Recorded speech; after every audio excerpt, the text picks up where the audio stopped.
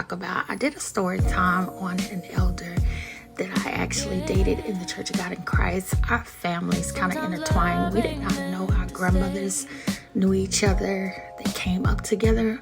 We had been dating for, when I say over 6 months, and we did not know our families were like intertwined. And I don't mean we were like related or anything like that. It's just that his grandmother and my grandmother like were neighbors, and they knew each other very well. My grandmother was the first lady, as I mentioned before. So we found out later, as soon as I took him down to meet my grandmother. I want to go back and talk about how when we decided to part ways after leaving the congregation in 2008, I'll never forget it. We got into it really bad on the way back home.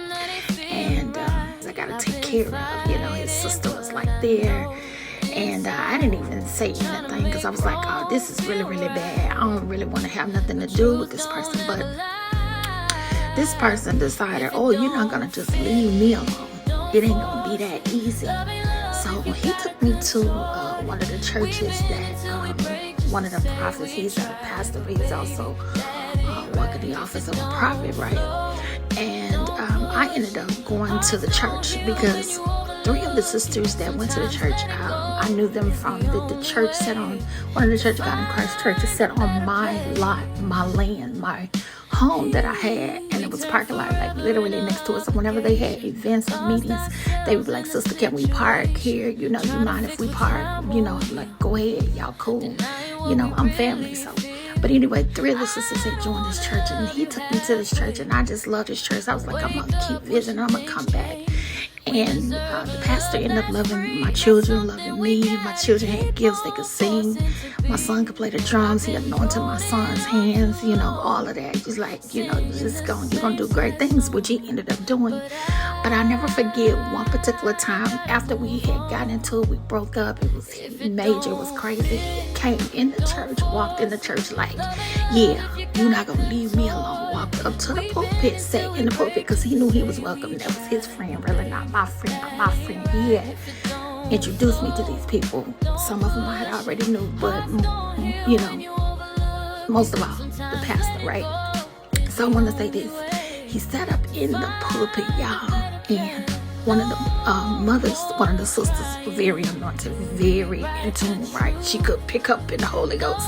Something went right. She said, get out of here, you evil, you demon, get out of here. You devil, get out. And she started hollering. We was looking around and I was like, I knew exactly who she was talking to, because this person decided they were not going to leave me alone. I didn't even have to look at her. I didn't have to say anything. She picked up in the Holy Ghost what was going on. Okay, y'all hear me? So anyway, it got down to the point where she was like, hey, she didn't look at him. But he just looked straight ahead like he didn't know who she was talking to. He knew exactly who she was talking to. When I looked over at him and I turned my head to the wall, I looked back again like, you hear this lady? You hear her saying, you hear the Holy Ghost speaking? Get out of here. So he looking and I just started smiling like, look at this fool. Look at this nutcase literally being driven by some kind of spirit. So anyway, he looking ahead and finally she said one more time, she got really loud. She said, get out of here. He got up, he walked down the stairs, and he walked out the door. And she didn't say no more. I said, thank you, God. Thank you, Jesus. God will always give you a way of escape. You don't have to fight for yourself because God sees everything and he knows everything. I just wanted to share that with you guys, okay? Anyway, it's T. Haven. I'll be back for some more story time. I do want to share this week. I did a story time on a guy that I had dated like from high school. And I had to walk away because he was deciding he was going to move to Texas. And I was like, I'm not going with you. I'm not going to keep playing games with you. If this is not going to be serious, we're going to have to break this off. We got to, part ways. Anyway, so much love. Peace out. It's T. Haven.